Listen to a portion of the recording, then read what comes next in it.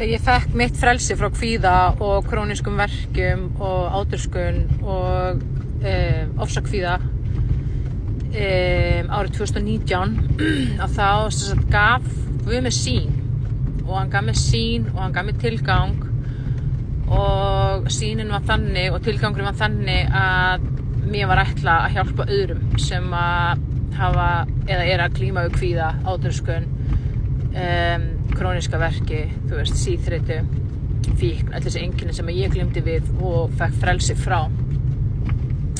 Og ég man bara eftir þetta gerðist bara leið og ég læknaðist. Þetta var svo skrítið að með hugleiðslu og bæn og bara rannsóknum og lestri á alls konar bókum sem að fjalla þetta mind-body connection, sem sagt hvernig hugsanir okkar og hvernig hugurinn hefur áhrif á líkamann og heilsun okkar og hvernig við sköpum okkar eigin heilsu og líkamann okkar með því hvernig við erum að hugsa dagsdaglega.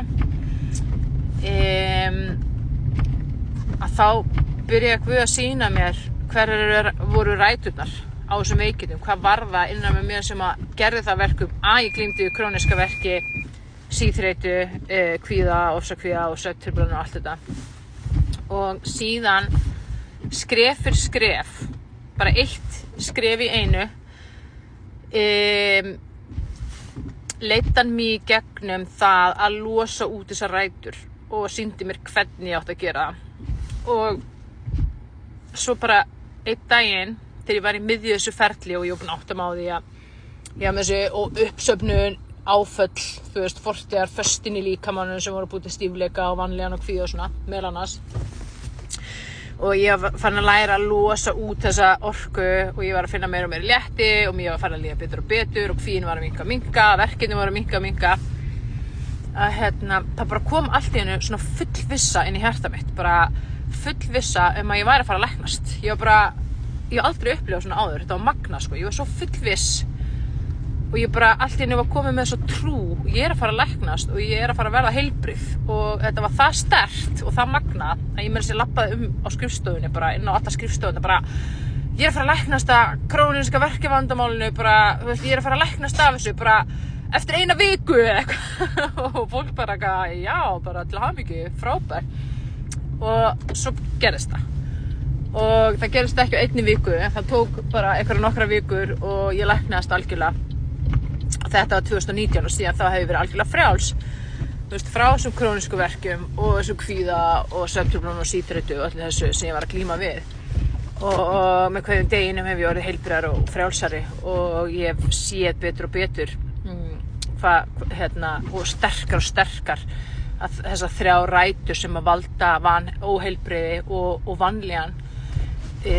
Og þegar þetta gerist þá byrja ég að vinna með fólki og hjálpa fólki að fá frelsi og það fyrst og fremst gert með því að hjálpa þeim að breyta orkunni sinni, breyta hverju við trúum, breyta hugarfarinu okkar, breyta því sem við erum að segja, því að allt er orka og heilsan okkar er orka, líkaminn okkar er orka, þú veist, kvíði er orka, verkir eru orka og við þurfum að læra, við höfum vald yfir orkun okkar, við höfum fengið rosalega mikið vald og þetta vald er það sem við trúum situr í hjartanu, það sem við hugsum og það sem við segjum.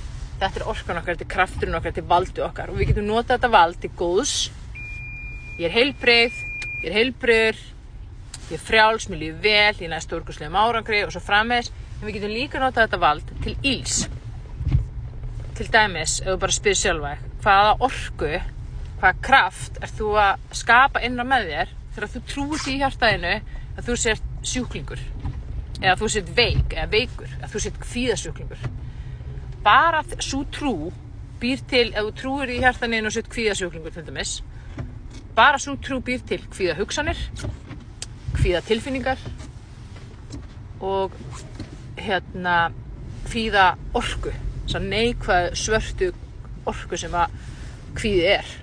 Þannig að, og það er svo magnað þegar maður byrjar að lesa Biblíuna, það er til alls konar bækur hugsanir og orð en öll þessi viska kemur úr Biblíunni og þar eru ótrúlega mörg vers og margar bækur sem að fjalla trú og hugsanir og í gegnum biblíunni okkur kennt hvernig við getum lifað heilbrigðu lífi, hvernig við getum breytt því sem við trúum, hvernig við getum breytt hugsunum okkar og hvernig við getum breytt orðunum okkar.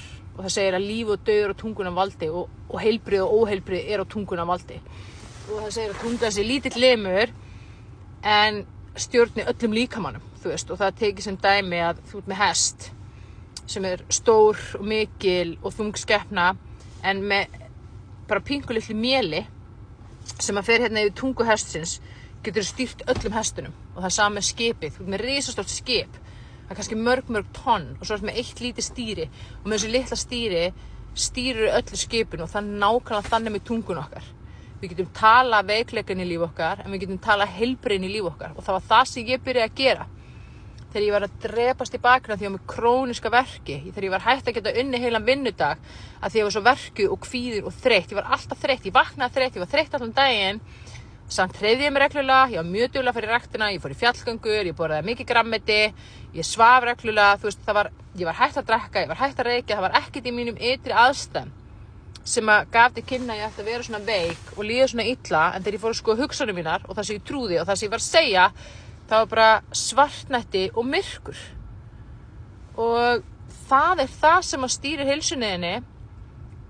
Og það eru góða fréttir, af því að þú getur breytt því, þú getur lært að stýra þessu, þú getur losa út vantrú og neikvæða trú, hætt að hugsa neikvæðar hugsanir og fara að hugsa heilbrigðar hugsanir og þannig umbreytt sjálfum þér eða sjálfur og þannig umbreytt heilsunniðinni og líðaninni.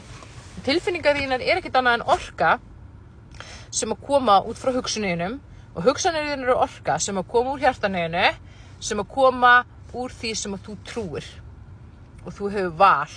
Þannig að við erum sigurvegarar, við erum ekki fórnarlömb. Við erum sigurvegarar.